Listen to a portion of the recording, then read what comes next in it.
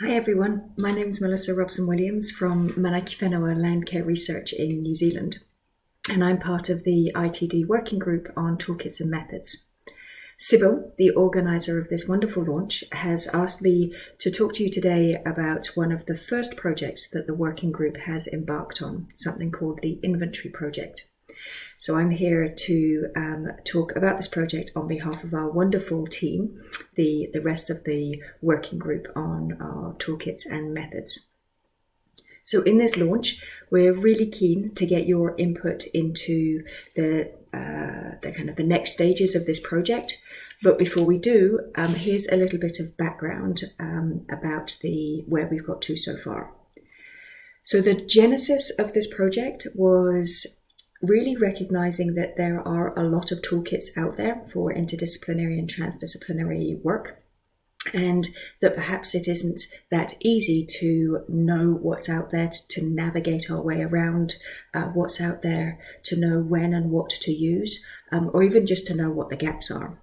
So this project seeks to help with that, and it's really aimed at the global inter and transdisciplinary community of researchers and practitioners, and we hope that it will be useful to both experts and novices alike, as well as existing users and developers of toolkits and new ones, people who are looking to develop new things in the future.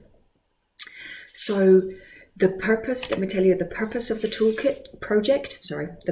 the Inventory Project is to provide an overview of what's out there, what the inter and transdisciplinary toolkits are, to find a good way to usefully characterize those toolkits to help us navigate, and also to see if anything interesting we learn anything interesting from the characterization of those toolkits beyond just providing that overview. So let me tell you about what we've done so far. So after compiling a very long list of all of the toolkits that we knew within our group, and that's by no means exhaustive, but it was a good place to start, we spent some time thinking about how to characterize and describe those toolkits. So we thought about what was useful information, or what we'd find useful information to describe them, almost like metadata around the toolkits. And we came up with the idea of using a dashboard approach to describe different dimensions of the toolkits. So which dimensions we chose came out of quite a fun international simultaneous grouping and ranking exercise that took place over a few months across our international group. And you can see here, we thought about all of the different characteristics or the elements that would be useful to characterize these toolkits, and we grouped them and voted on which ones were our favorites or we thought were most important. And out of that, we came up with these toolkit that has 8 dimensions. So here's a prototype of the dashboard. And you can see those dimensions that we thought would be particularly useful.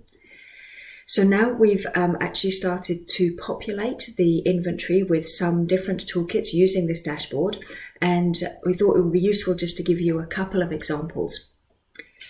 So firstly, the TD Net toolkit, so toolkit that you're probably, lots of you are familiar with. So from this, the dashboard, we can see quite quickly that there are 18 methods for developing and doing collaborative research. The TD toolkit provides quite detailed guidance and quite a step-by-step how-to about how to do these methods.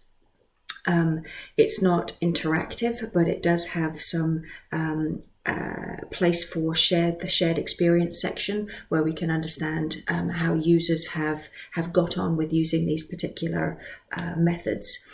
And you probably need some kind of transdisciplinary or related field knowledge to really get the best out of this toolkit.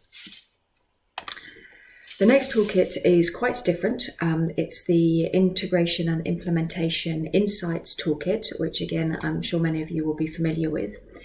So this i2 Insights Toolkit seeks to develop a more comprehensive understanding of complex problems, and it's created this growing repository of resources to help researchers tackle those problems. They're all in a blog format, so quite a different format to the previous, and they're designed to be quite easy to read, so quite accessible. The material is contributed by the community of users, so quite a wide range of people on a wide range of topics. And a particular feature is the interactive discussion section that is available after each blog post. So those are a couple of examples of different toolkits that are described using the dashboard, and I think that really highlights some of the similarities or differences between the toolkits. So where are we with this project? So I estimate that we're around about the green line. So we think the dashboard approach is the way to go, and we're collecting some feedback on that, and we'd really like to start populating in earnest the rest of this inventory with different toolkits.